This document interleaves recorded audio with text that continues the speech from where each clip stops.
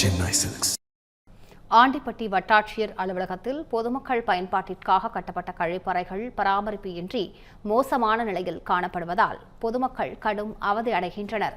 இது தொடர்பாக அவர்களோடு நமது செய்தியாளர் பாலமுருகன் நடத்திய கலந்துரையாடலை தற்போது பார்க்கலாம்.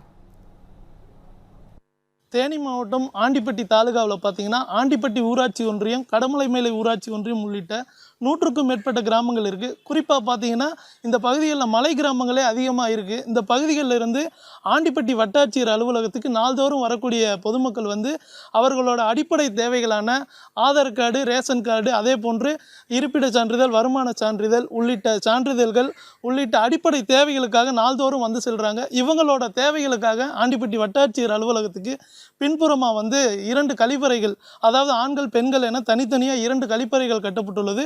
அதே போல் மாற்றுத்திறனாளிகளுக்கான கழிப்பறைகளும் கட்டப்பட்டுள்ளது. ஆனால் பார்த்தீங்கன்னா தற்போது அந்த கழிப்பறைகள் ஃபுல்லாகவே பொதுமக்கள் பயன்படுத்த முடியாத ஒரு சூழல்லையே காட்சியளிக்கிறது. அதாவது பார்த்தீங்கன்னா உள்ளே முறையாக பராமரிப்பு இல்லாமல் புதர் மண்டி அது அந்த நடந்து செல்லக்கூடிய பாதையே மிகவும் மோசமாக காட்சியளிக்குது. இதனால் இந்த பகுதியை பொதுமக்கள் பயன்படுத்த முடியாத ஒரு சூழலே நிலவி வருகிறது. இது தொடர்பாக தற்போது இந்த பகுதிக்கு வந்த பொதுமக்களிடமே கேட்கலாம். தாலுகா ஆஃபீஸுக்கு பின்பக்கமாக 2 கழிப்பறை வசதி இருக்குது. ஆண்களுக்கு, பெண்களுக்கு, மாற்றுத்திறனாளிகள் எல்லாம் இருக்குது. ஆனால் அது பயன்படுத்துகிற சூழ்நிலையில் கண்டிஷனில் அது இல்லை. மாற்றுத்திறனாளிகளோட டோர்லாம் அடைச்சியாக தான் கிடக்குது.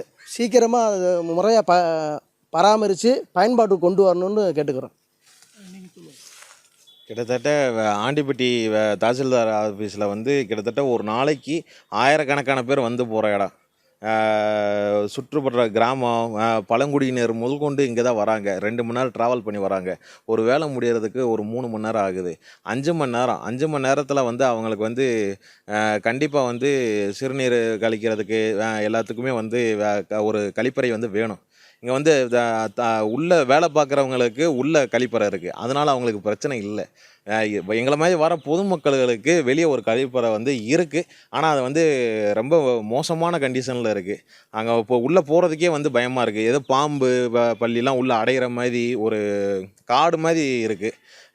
6 மணிக்கு மேலே தாசில்தார் அலுவலகத்தில் பார்த்தோம்னா பாம்புகள் அதோட நடமாட்டங்கள் ரொம்ப அதிகமாக இருக்குது. இது வேகமாக சரி செஞ்சு சீரமைச்சு கொடுக்கணும்னு கேட்டுக்கொள்கிறோம்.